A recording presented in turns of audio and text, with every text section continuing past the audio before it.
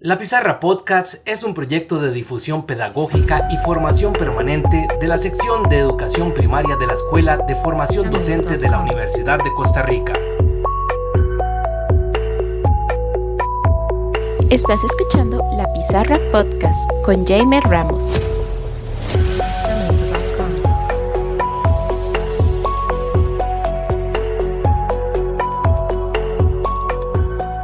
Bienvenidos nuevamente a su espacio Huellas y a La Pizarra Podcast, tu formación permanente, este espacio de la Escuela de Formación Docente de la sección de educación primaria de la Universidad de Costa Rica. Hoy estamos conversando acerca de literacidad crítica con el doctor Breo Tosar, maestro, escritor, filósofo, integrante del grupo GREDI de la Universidad Autónoma de Barcelona, que publicó en el año 2021 Literacidad Crítica, enseñar a leer el mundo para transformarlo. Y vamos a iniciar esta segunda parte, profesor Tosar, precisamente con esta dimensión subjetiva que siempre tiene, ¿verdad?, esa relación con las implicaciones, con la militancia, con el compromiso que asumimos los maestros, las maestras, cuando investigamos o cuando elaboramos este tipo de propuestas. En el caso suyo, pues la publicación de esta obra. Yo le quería preguntar por sus motivos particulares. ¿Qué lo lleva a usted a interesarse? Porque también fue su tema de la tesis doctoral, tesis por la cual recibió un premio en la Universidad Autónoma de Barcelona en el doctorado. Eh, ¿Qué lo motiva y qué lo impulsa o qué lo impulsó a usted a enfocarse en esta temática al punto de que la convirtió en uno de sus mayores intereses desde el punto de vista académico y me animaría a decir también desde esa militancia o desde esa forma de ser y de estar en el mundo? La manera que me ha llevado, la forma que me ha llevado a plantearme por qué era importante investigar en la literatura crítica, era mi deseo de que mis clases pudiera llegar al alumnado desde una educación verdadera. Es decir, que no se trataba de que los alumnos consideren suyas las ideas del profesor, del maestro, sino que sigan un método para juzgar las cosas. Y por ese motivo tuve a un gran maestro que me ayudaba a hacerme preguntas y a cuestionarlo todo, que era el doctor Antonio Santisteban hace ya muchos años, ¿no?, cuando yo estaba estudiando para magisterio, para ser maestro de primaria, ¿no?, que nos enseñaba a cuestionar con un escepticismo sano, ¿no?, helenístico prácticamente, ¿no?, de decir qué es esto y qué valor tiene, ¿no?, para descubrir y redescubrir la verdad y construir juntos la realidad de las cosas, ¿no?, en el sentido de una educación que escape de ideologías y que lleve a un encuentro verdadero. De hecho, la pregunta quizá más difícil que me hicieron en la defensa de mi tesis, a raíz de lo que usted me pregunta, fue precisamente esta, ¿no? ¿Y por qué la literatura crítica? ¿Y cómo se puede escapar de la ideología?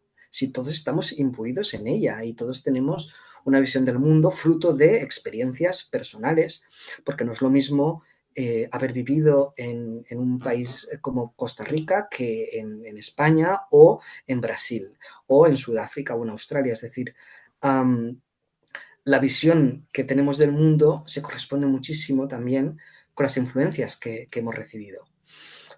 Yo creo que me interesaba la literatura crítica porque veía dos extremos en la educación, tanto primaria como secundaria y universitaria, ¿no?, que muchas veces caíamos en un lado y en el otro en el adoctrinamiento.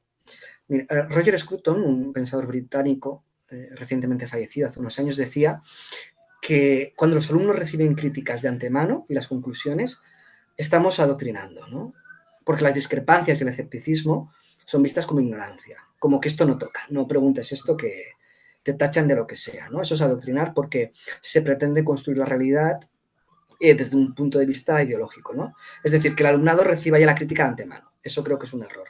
Educar sería más bien que el alumnado aprenda métodos analíticos y que tenga herramientas críticas para aproximarse a la realidad, para que puedan desarrollar actitudes de cuestionamiento y, lo que decíamos antes, de pensamiento independiente, de pensamiento crítico. Por eso yo detesto tanto esos congresos en los que todo el mundo aplaude y no hay ni una sola pregunta crítica. y la poca que hay se puede ver con suspicacia, ¿no? La experiencia, por ejemplo, que tuve en la Universidad de British Columbia, en Canadá, fue muy enriquecedora en este sentido porque había un debate intelectual muy profundo dentro del mismo departamento con visiones antropológicas incluso contrapuestas y con un debate que enriquecía, ¿no? Desde puntos de vista diferentes. Creo que la universidad debe ser eso, debe ser un espacio en el que no se censure ninguna voz, por muy incómoda que resulte o por muy extrema que nos parezca. Creo que es importante argumentar y contraargumentar para desarrollar el pensamiento propio, porque los alumnos no son tontos. Ya en la universidad y por supuesto en primaria son muy listos, ¿no? Y ellos saben perfectamente lo que tienen que decir y lo que no. Por tanto, me interesaba la literatura crítica al tener grandes maestros como Antoni Santisteban o muchos otros, ¿no? En mi educación primaria también he tenido maestros y maestras brutales que me han ayudado a desarrollar un escepticismo, pero no radical, que hoy en día la tendencia es un escepticismo helenístico, ¿no? Recuperar todos somos muy griegos al final, queramos o no, porque Grecia, desde el punto de vista occidental, obviamente, es la cuna del pensamiento, ¿no? Y el escepticismo es una de las maneras que nos ayudan a desarrollar la literatura crítica, sin duda, sin duda. Muy bien, y en esta, precisamente, en esta forma de entender el mundo y entender la educación, comprendiendo que no se trata de imponer, de adoctrinar, que no se trata de... Aquí en Costa Rica generalmente con el tema de los estudios sociales, y me imagino que no es un fenómeno exclusivo de acá, lógicamente, pero siempre se trata de criticar a la enseñanza de la historia, de las ciencias sociales, de la geografía, etcétera, desde el punto de vista de que ideologizan, adoctrinan.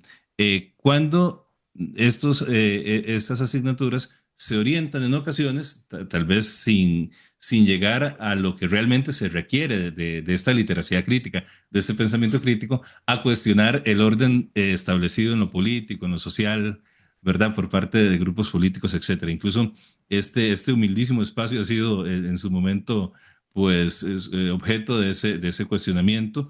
No obstante, lo que usted plantea es algo que me llama mucho la atención en cuanto a el ejercicio constante de mirarnos a nosotros mismos como docentes, como estudiantes, no dar por sentado, no quedarse en la comodidad de lo construido, sino que necesariamente uno debe estar, pues, a partir de lo que usted nos plantea, yo interpreto en esa reconstrucción, si se quiere, o en esa valoración permanente de los posicionamientos, porque usted lo decía al principio, la dimensión de la literacia crítica es una forma de ser, una forma de estar en el mundo, o sea, no es simplemente un disfraz o unos anteojos que me coloco en un momento de actuación didáctica o pedagógica, sino que es una forma de vida, es una filosofía de vida, y creo que en ese sentido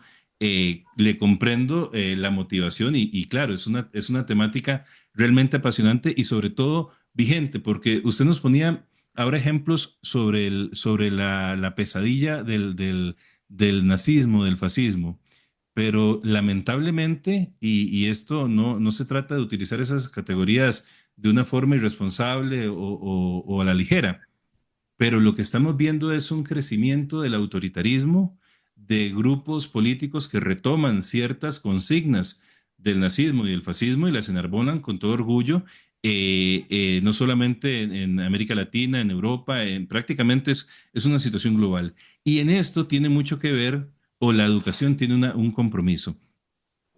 Lo otro que yo le quería preguntar tiene que ver precisamente, antes hablábamos de la globalización y dentro de la globalización, las tecnologías digitales, es decir, Facebook, TikToker, Instagram, ¿verdad? Las redes sociales, el YouTube, los podcasts que usted antes también hacía mención. eh, Se utilizaba la categoría de infoxicación, ¿verdad? O sea, antes el problema era el acceso a la información. Ahora es, ¿verdad? Abunda la información, hay una sobrecarga en información y entonces realmente ante esta situación, la pedagogía crítica enfrenta un desafío muy diferente al que enfrentó cuando surgen estas primeras consignas, estas primeras teorías de la pedagogía crítica. Hablemos de los 60, 70, 80. Era un mundo muy distinto. Es decir, cómo nosotros, y perdone me alargue en la introducción, profesor Tosar, pero lo que le quiero preguntar es, cómo nos encuentra o qué desafíos nos plantea como personas educadoras, como maestros, como maestras, este mundo de lo global, comunicacional, de lo informático, de las tecnologías digitales, de las redes sociales, a estudiantes que pasan con su teléfono, con su tablet, con sus dispositivos, inundándose de información, y entonces para la pedagogía crítica representa un debate nuevo y sobre todo la urgencia de asumir salidas o alternativas nuevas. Le quería pedir una reflexión sobre esto que le menciono, ¿verdad? El papel de la pedagogía crítica en este mundo de lo globalizado de la información. Bien, ahora hay una investigación, ¿no?, con el doctor Jordi Castellví y muchos otros Ingredics y Santi Esteban, etcétera, que estamos trabajando la literacia crítica digital, ¿no? Es decir, que más allá de la literacia crítica del texto, multimodal, también está el tema digital. A ver, el tema digital es un asunto de gran importancia porque las escuelas, muchas veces esclavas de modas pedagógicas bancarias, neoliberales, se aferran a las tablets, a los ordenadores, a las TIC, las competencias digitales, ¿verdad?, esenciales en el día de hoy en día, ¿no?, siglo XXI, en que la literacia crítica no puede quedarse atrás de ningún modo. Es decir, lo decíamos un poco antes, era, primero de todo, desconfiar de las, de las noticias, de lo que uno consume, ¿no? Hacer dieta informativa. Marc Argemí, otro doctor de la Autónoma, periodista catalán, tiene un libro que se llama así, 7 hábitos de la gente desinformada, ¿no?, en los que habla precisamente de eso, de evitar el cuñadismo, dice él con mucho humor, de ser los primeros en saber la información. Entonces, lo primero es predicar con el ejemplo. Es decir, en clase, en primaria o en secundaria, debemos enseñar a nuestros alumnos a hacer una lectura crítica de lo que leemos, ¿no? Decía que el temo al hombre de un solo libro, ¿no? Pues lo mismo, ¿no? Temo al hombre de un solo diario, ¿no? Entonces, leer solo las noticias desde un punto de vista sesgado ideológicamente nos impide tener una visión más amplia de la realidad, ¿no? También yo trabajaría mucho en clase evitar las teorías de conspiración, ¿no?, que son tan agradables al cerebro humano, y sobre todo la autocrítica que decíamos al inicio de nuestra entrevista, ¿no?, que es tan importante el cómo me siento yo, porque tenemos un sesgo político, ¿no? Y a usted y a mí, que creo que nos gusta mucho el fútbol, cuando vemos una jugada polémica, usted verá un penalti clarísimo y yo no. O usted defenderá capa y espada el Balón de Oro para Vinicius y yo no. Entonces, cada uno veremos la visión del mundo, el mismo hecho objetivo, porque hemos estado en el mismo estadio en el mismo momento, hemos visto exactamente lo mismo, pero no hemos visto lo mismo. Y eso en Internet pasa mucho. Entonces, lo primero sería dar ejemplo a los chavales. Lo siguiente sería evitar pantallas al máximo, sobre todo en la primaria, en el modo que las pantallas nos alejan ya de la realidad. Y hoy en día tenemos una crisis brutal de conexión con la realidad. Entonces tenemos a adolescentes que ya ven aburrido el mundo desde un cinismo negativo. Un cinismo helenístico lo defiendo a capa y espada, es muy bueno, ¿no? Defender el espíritu griego en este sentido, ¿no? Pero ese cinismo negativo, ver la vida desde el hastío es absurdo. Y es absurdo y es contraeducativo, porque para educar es necesario el asombro. El asombro. De hecho, el libro empieza así, ¿no? La literacia te empieza con una pelota de fútbol desconchada de tantos balonazos de los chavales, ¿no? Con una tiza arrugada, de la mano arrugada del maestro que nos daba literatura, desde la lluvia, el charco que invita a la niña de 4 añitos a saltar en él y mojarse, ¿no? O sea, eso ya es estar en el mundo. De hecho, bueno, a mí me encanta la literatura hispanoamericana, pero Julio Cortázar ya lo dice, ¿no? La importancia de el nombrar las cosas. Y en la primera página de 100 años de soledad, también, o con ecos bíblicos, Gabriel García Márquez dice la importancia, ¿no?, en Macondo, ¿no?, al inicio de todo, de dar nombre a las cosas. Por tanto, no se trata tanto de empoderar, palabra de moda, en la educación, creo, sino empalabrar, ¿no? Que los chavales, que los adolescentes, los niños y las niñas aprendan a descubrir el significado, la verdad que hay en la realidad. Es decir, la pregunta, ¿qué es esto? ¿Y qué valor tiene? ¿Y qué podemos hacer para transformarlo, para mejorarlo? Con esta parresía, que disculpe el palabra, ¿no?, pero es esta palabra griega que significa, ¿no?, hablar con franqueza, hablar sin miedo, porque si no caemos más en la época digital, que hay que tener mucho cuidado con lo que uno publica, de lo políticamente correcto, ¿no? Y entonces eso, no hay que censurar la realidad, todo lo contrario, para transformar el mundo hay que preguntarse por qué hay mal en el mundo, ¿no? ¿Quién cambia al ser humano? ¿Qué responde a las exigencias últimas del corazón? Pero con toda franqueza, ¿no? El tema Jamer es que los maestros no damos la solución. Los maestros enseñamos, y las maestras, por supuesto, enseñamos a cuestionarlo, a que nos hagamos preguntas, porque no tenemos las respuestas, ¿no? Entonces, enseñar a preguntar yo creo que es la base para criticar esta caverna platónica que son las pantallas, salgamos de ellas lo máximo posible, aunque son buenas, ¿eh? De hecho, ahora mismo las estamos usando, es decir, un arma de doble filo, ¿no?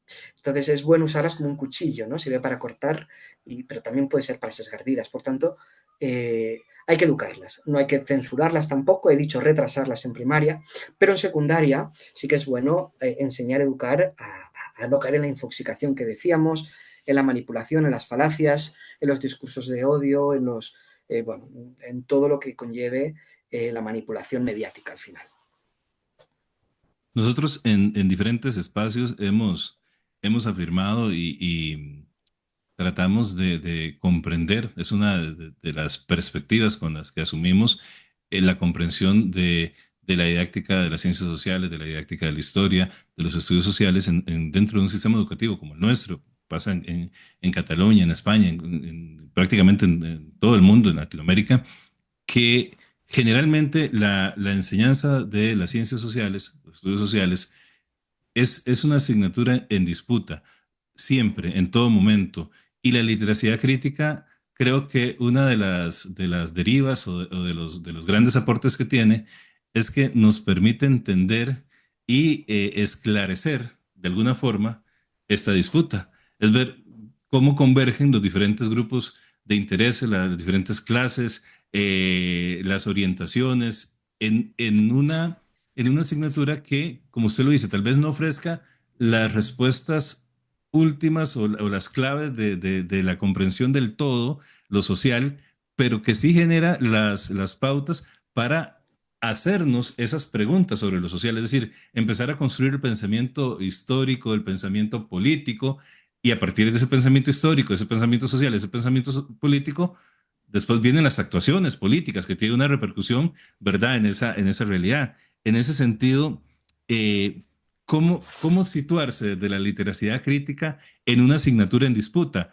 Porque usted antes hacía como una introducción a esta pregunta, en el sentido de que, ok, nosotros nos autopercibimos, nos autodefinimos, ok, yo soy un maestro, soy un profesor, una profesora que defiende el pensamiento crítico, incluso este espacio, Huellas, los estudios sociales con pensamiento crítico.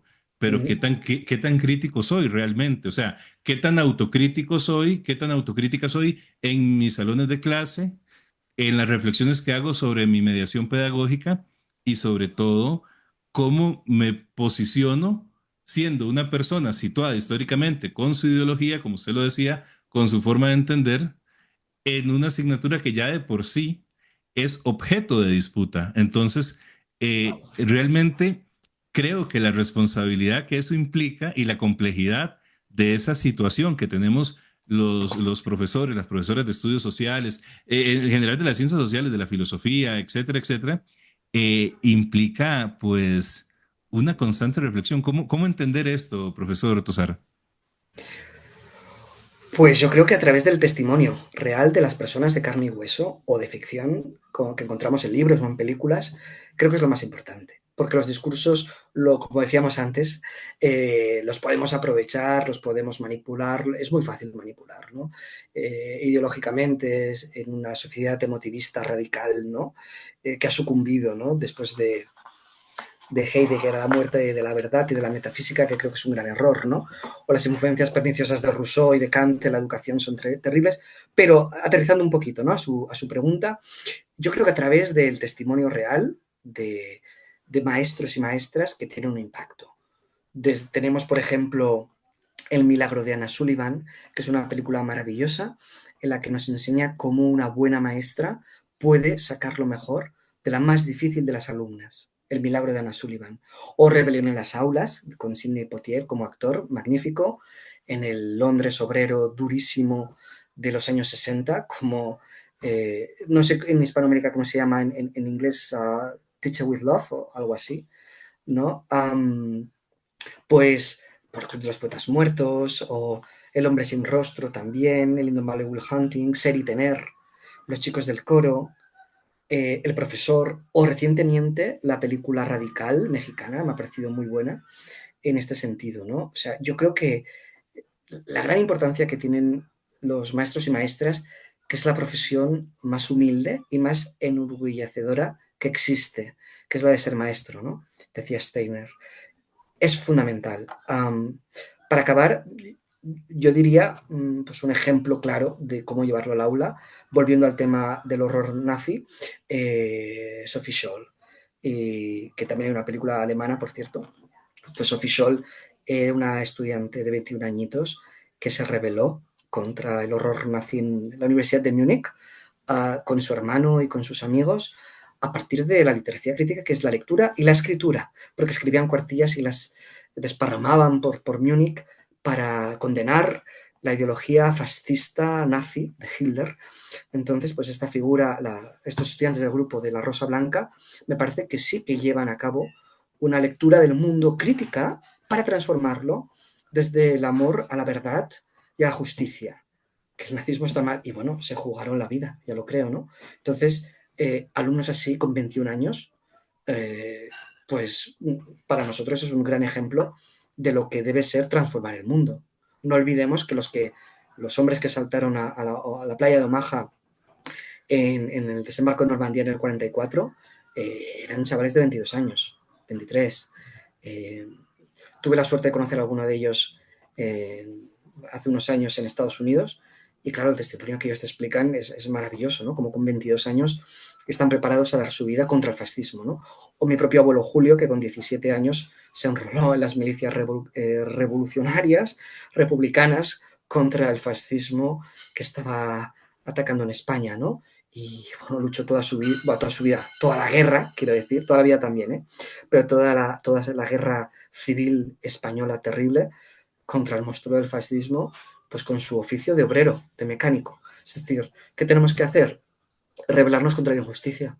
O sea, no puede ser de ningún modo, Jamer, que demos grandes discursos de desigualdad, de globalización, de neoliberalismo, ¿vale? Pero luego no miremos a los ojos al pobre sin techo que nos pide comida a la salida del supermercado y que no se nos remueva el alma. Y cuando un alumno nuestro no se le remueve el alma, por eso yo lo saco en clase este tema a menudo, de cómo luchar contra el hambre. Y no podemos quedarnos de raíz sentados, sino vamos a ver las raíces de la desigualdad económica. ¿Y por qué hay estos problemas? ¿Y qué nos lleva a ser humanos y ayudar a estas personas, ¿no? Entonces, bueno, yo creo que desde el ejemplo del nazismo, que es un horror, hasta el ejemplo de la desigualdad, del fascismo, de los efectos de la globalización y del capitalismo, pues tenemos que, yo creo que rebelarnos y de luchar como hizo Sophie Scholl en el Berlín nazi. Precisamente estas políticas o este proyecto antropológico, cultural, económico del neoliberalismo, de este capitalismo global, lógicamente permea lo educativo. Y hoy por hoy, tanto en Europa, en América Latina, en Estados Unidos, se habla y se tiene prácticamente como una especie de altar las competencias, ¿verdad? La educación debe ser por competencias. Debemos dejar todo lo que se ha hecho para migrar a una educación por competencias, indistintamente de quién escoja, quién hegemonice, quién seleccione y para qué sean esas competencias. Eso no se discute, eso casi no se pregunta, porque lo importante es que sea por competencias como que si fuera un hecho de evolución natural de una visión desarrollista y progresista, ¿verdad? Del mundo en donde el próximo estadio de lo educativo tiene que ser sí o sí las competencias. Entonces, y estas competencias muchas veces están impulsadas por valores, como es lo que usted un poco lo que usted decía, ¿verdad? Que reducen lo educativo al individualismo, al consumo irreflexivo, a supeditar lo pedagógico a lo tecnológico porque sí, porque lo tecnológico es bueno, en lugar de ser lo contrario, ¿verdad? En tecnología educativa siempre se discute que más bien hay que supeditar lo tecnológico a lo pedagógico, es decir, lo primero es el acto educativo, la formación y luego, ¿verdad? El discriminar qué recursos se pueden utilizar, porque la tecnología, usted lo decía, tiene cosas muy positivas, pero cuidado, hay que en todo momento este concepto que me voy a quedar con esta frase, esa forma de ser y estar en el mundo, que es la literacidad crítica, implica eso, cuestionar incluso, lógicamente, estos posicionamientos. Yo le quiero preguntar precisamente por qué valoración tiene usted y suya, lógicamente, y desde el paradigma o desde la dimensión de la literacidad crítica, estas políticas que tanto se están aprobando en España, en Cataluña, en Europa, en América Latina, que hablamos de ATC 21, de la UNESCO, de la OCDE, que dictamina los distintos bancos centrales, regionales en Europa, en América Latina, etcétera. ¿Qué opinión le merece y sobre todo qué posibilidades nos plantean a nosotros como personas educadoras desde la didáctica de las ciencias sociales? ¿Qué alternativas, qué se puede construir de estar o no estar de acuerdo en esto en nuestro papel inmediato y situado en el aula? Es decir, con esta pregunta quisiera, ¿verdad?, cerrar esta entrevista, ¿verdad? ¿Qué valoración tiene usted sobre esta tendencia que hay en las políticas educativas, en los programas de estudio? La educación por competencias es un dogma y los dogmas no se cuestionan. Si no te pueden tachar de hereje y llevar a la hoguera, ¿verdad? Creo que se ha entendido mal a John Dewey cuando hablaba de learning by doing, el aprender haciendo, ¿no? Y muchas veces se acaba, como decía Don Miguel de Unamuno, jugando a aprender en vez de, o aprendiendo jugando, ¿no? Un juego de palabras, ¿no? Es decir, es muy importante no caer en este dogmatismo emotivista, cursi de la educación por competencias, porque decíamos antes que la educación es introducción a la realidad total, a la verdad, al mundo, ¿no?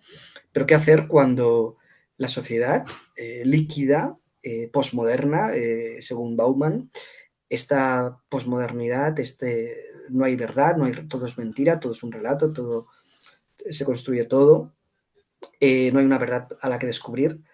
¿Cómo rebelarnos contra eso? Yo creo que la respuesta más verdadera que podemos encontrar probablemente esté en los clásicos. Enseñen a Montaigne, enseñen a Cervantes, enseñen a García Márquez, a García Lorca, a Quevedo, a Góngora, a Dante. Es decir, es fundamental recuperar las humanidades. Martha Nussbaum, una profesora filósofa norteamericana, aboga por las humanidades como la manera de luchar contra esta educación neoliberal, competencial, en la que prima lo innovador antes de lo bueno. ¿Por qué lo nuevo tiene que ser mejor que lo viejo? Es decir, lo importante es, creo, recuperar a los clásicos para poder tener una visión crítica. Porque vamos a ver, crítica, al final, ¿qué significa, no? O sea, crítico es con un criterio. Si no hay un criterio, estás dando opiniones. Y las opiniones en educación, usted sabe bien que esclavizan, ¿no? volviendo y acabando quizá con mi amigo Platón, al final, para salir de la caverna platónica en la que nos mete el sistema educativo occidental, ojo, el oriental no hemos hablado, pero es muy diferente, lo desconozco y no puedo opinar, ¿vale?